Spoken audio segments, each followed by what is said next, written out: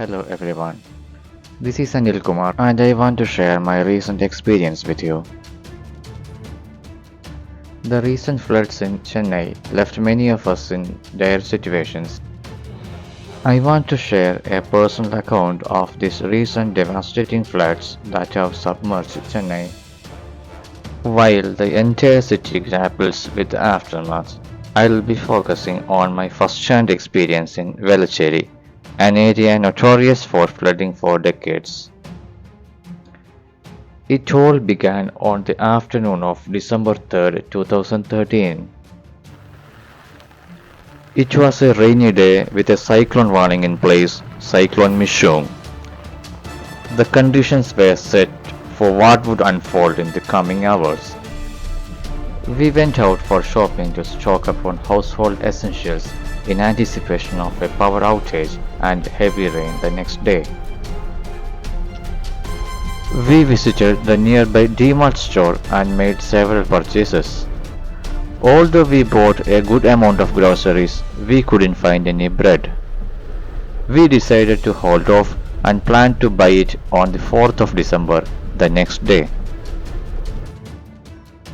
On the way back home, we noticed some streets with waterlogging, but vehicles were still able to move. Little did we anticipate that this was only the beginning. Once home, we experienced an unusual night.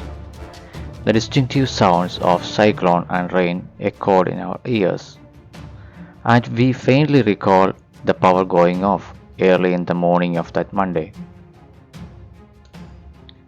We woke up from the sleep to the sound of a mobile phone ringing around 8:30 in the morning. It was one of our family friends. He expressed deep concern for our safety, having observed the effects of the cyclone from his home in a high-rise building in another part of the city. We assured him that everything was okay, responding to his call without checking outside, keeping our windows and doors closed. However, stepping outside, we were confronted with a starkly different reality: water inside our car parking.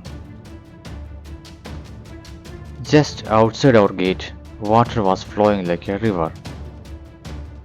The water flow was so strong that standing straight itself was a challenge. Judging by the current water level, it was evident that many houses and shops downstream would likely be submerged by now. By now, we realized that the water had already entered the ground floors of houses nearby. It dawned on us that we were in the midst of a flood. The situation was worsening by the minute as the water level continued to rise. Not anticipating the need to store drinking water, we were caught off guard. Dealing with no power and limited access to drinking water, we shifted to a survival mode. The ongoing rain and escalating water level heightened our concerns. Constantly monitoring the water level throughout the day, we discovered that the rain was forecasted to persist until midnight at least. By afternoon, another challenge emerged as our mobile phones ceased to function, courtesy to our service provider Geo going offline. Our communication channel was abruptly cut off. Fortunately, we had another SIM card from Airtel that was still functional, with network coverage available only on our terrace. By evening, all mobile phones except one had their batteries drained. With limited power available in a power bank, we decided to charge only one mobile phone and keep it switched off. We chose to switch it on only when needed for communication, and even then, it was only possible on our terrace. We ate less, drank less, and managed to survive the day. At night, we set alarms every 2 hours to monitor the rising water level. Our bags were packed with essentials in case we needed to move to higher floors if the water reached the first floor. As anticipated, the rain stopped after midnight, and Tuesday morning was pleasant. However, water was still flowing on our street, and the water level seemed stagnant at a level with no sign of receding. We had consumed almost all the water, and there were no signs of any rescue operations. We had no power left by that time. The frustration kept escalating. Without seeing a single boat on the street, we decided to step into the floodwater, which was already mixed with whatever contaminants could come from the drainage. The water level in front of our gate was still waist high. There was a risk of open manholes, so using a long stick to check the way ahead, we started walking into the water in search of water, drinking water, food, and any sign of rescue operations. We have observed several boats engaged in rescue operations. However, due to the intense water currents in our street, these boats seems unable to reach our location. Moreover, many individuals were wading through the floodwaters in search of essential supplies. We have received information from them that a few shops in the Vijayanagar area near bus stand of Velachery are open as this area has not been as severely affected by the floods. However, where we are standing at Ramnagar, the water level are still a cause of concern. We decided to move ahead as we needed at least some drinking water.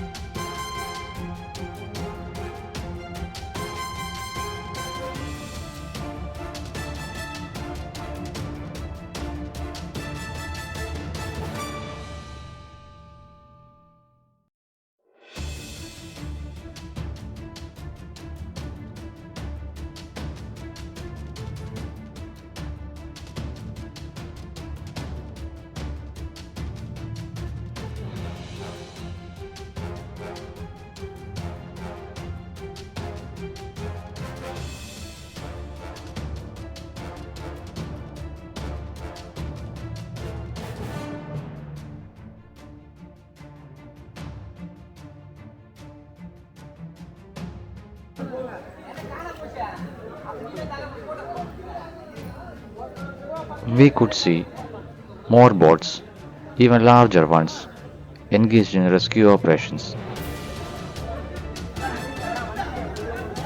We moved ahead.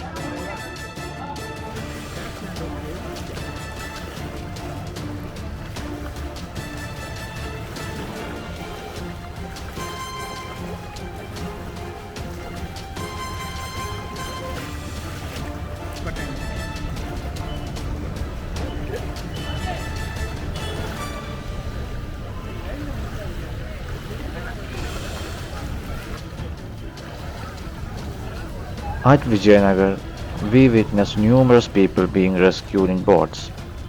Over the overbridge, cars were parked, keeping them safe from the floods. Unfortunately, my car was still submerged in water at my parking spot. Lorries were transporting fishing boats, which reminded me of the scenes from 2018 floods in Kerala.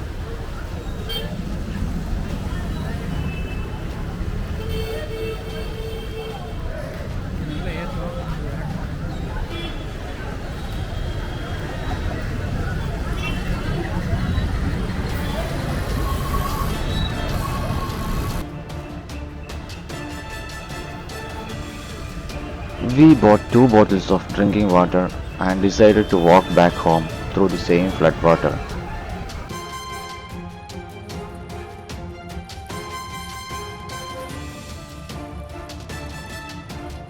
This was a rainfall induced flood stemming from a 24-hour rain, particularly affected areas like Velachery, Pallikkaranai, and Madipakkam, which are believed to be among worst hit. While I don't have specific statistics to confirm this, the sentiments is echoed by those in the vicinity. Unfortunately, there were losses of life also during this flood. It took 4 days for the power to be restored in our area. We are still uncertain about the fate of our vehicles. The damages incurred by the people residing on the ground floor are substantial. The mental trauma we went through are both unthinkable and unexplainable.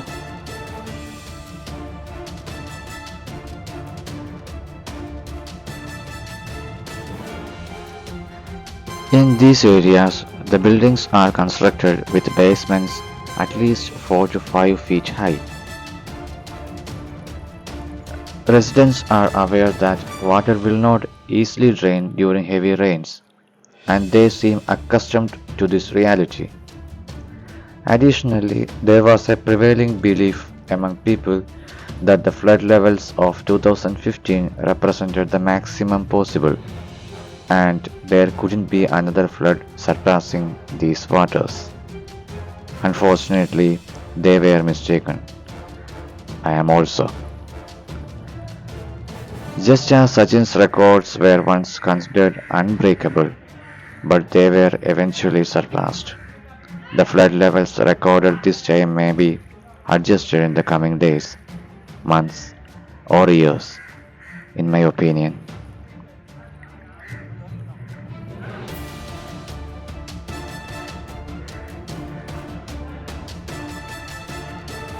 Chennai is a city expanding horizontally, characterized by small buildings, numerous narrow streets, and compound walls.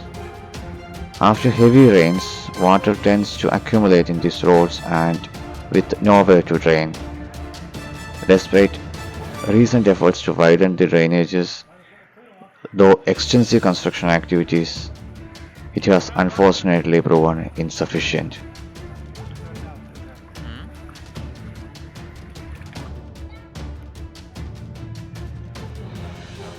Personally, I believe that cities like Chennai should consider growing vertically, incorporating ample open lands and greeneries alongside widened roads for more effective management. All that I have shared here reflects my personal experiences and opinions, and I am not an expert. But I trust that city administrations in India will seek the advice experts. Thank you for watching. Bye.